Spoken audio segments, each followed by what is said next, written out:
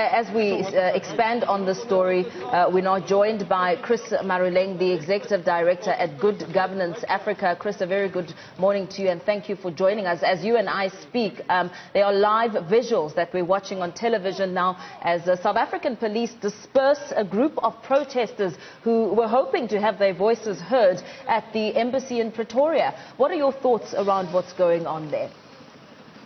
Good morning, Mpho. Thank you for having me on. Certainly some very disturbing images that we're getting on the perimeter boundaries of the Zimbabwean Embassy in the Arcadia area of Pretoria. As we look right now, what we are seeing on the screens is police details dispersing what would have been a protest held by Zimbabwe Lives Matter protesters, and this is following the ongoing crisis we're reporting on in Zimbabwe. Certainly one of the key tenets of this crisis is that it has raised the emotions of both observers and people who are directly affected by this crisis in that country. And I think the actions of the South African police service in dispersing this crowd using what appears to be less lethal methods of plastic bullets and other things like that seem to have had the effect of dispersing the crowd. But unfortunately, what I think it will do will fuel a greater antipathy on the part of these protesters about the heavy-handed measure that has been taken by the police. As we look at footage right now, Mpho, we are seeing some arrests of what would appear to be some of these activist campaigners who were protesting outside the Zimbabwean Embassy, and certainly it does give us a sense of the fact that the police here are using all measures to ensure that the crowd is dispersed, probably concern around social distancing and COVID, but certainly also because the area where this protest was going on is a residential zone, of course, of a number of embassies in Pretoria. Back to you, Mpho. Now, South Africa has said that it's concerned by reports of rights violations in Zimbabwe, and its international relations minister had spoken to the Zimbabwean foreign minister about this issue. But what we've been hearing throughout the course of this morning here, Chris, from the number of protesters gathered here is that they want and expect South Africa to act more aggressively here, saying, South Africa, as the chair of the African Union, what are they doing? What are they saying?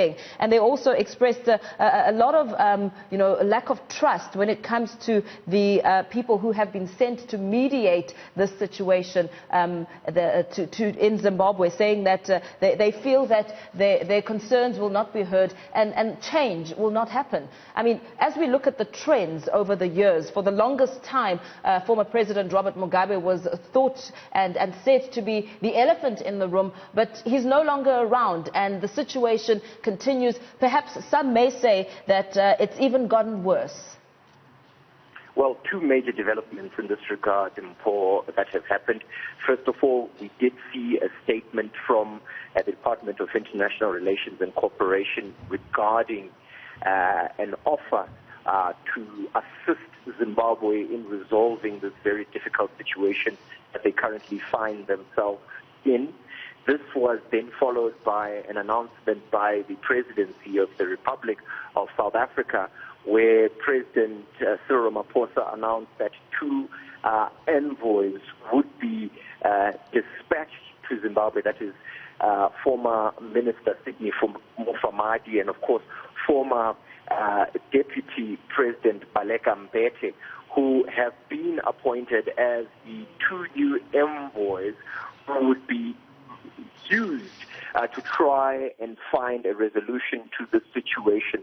And the interesting thing about it is that this follows mounting pressure here in South Africa, where we have seen opposition political parties like the Democratic Alliance, like the Economic Freedom Fighters, really calling on the government to criticize the violation of human rights in Zimbabwe, the decline of the economy in that country, the heavy-handed measures that have been used by the Zimbabwean security forces to resolve what is essentially a political problem, for example, arresting, abduction, beating of activists and people who are opposed and criticize the government in Zimbabwe. As you are aware, Mpho, what we have seen has been the arrest of leading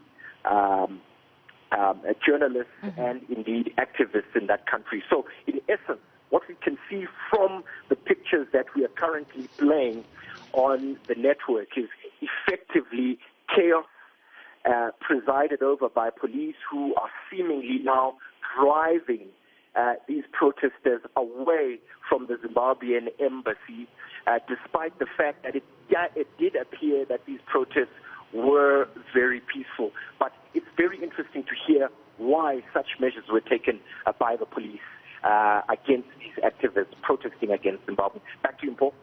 Now, critics have also been very vocal about the situation in Zimbabwe, saying that President Emmerson Mnangagwa is using the cover of a COVID-19 lockdown to silence the critics as anger grows over a, 737% inflation, which has brought back memories of the hyperinflation under former President Robert Mugabe a decade ago, which collapsed the health sector, a shortage of public transport.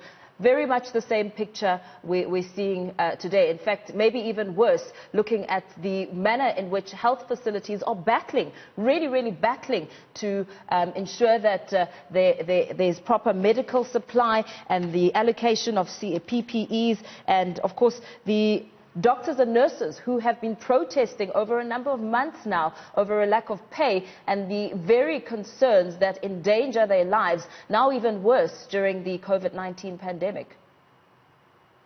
Absolutely. I think the situation in Zimbabwe, as you indicate, has been really characterized by this massive decline in the economy. What was expected after President Emmerson Mnangagwa came into office was a stabilization of the economy in that country. Actually, the opposite has occurred. As you indicate, inflation almost at 800%, whatever that means. It is hyperinflation. It does make it difficult for Zimbabweans on a day-to-day basis to make ends meet and effectively purchase goods and services for their families to survive in that country. What we have also seen, as I indicated, is the narrowing of this democratic space. And I think this is the most concerning feature because this is not the first time we are seeing this playing out in Zimbabwe.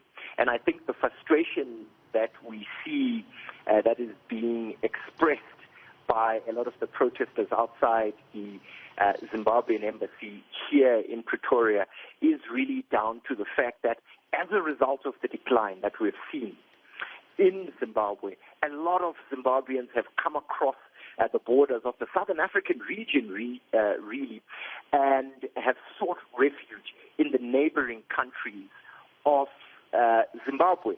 Some of them, in the majority, in actual fact, have found themselves here in South Africa.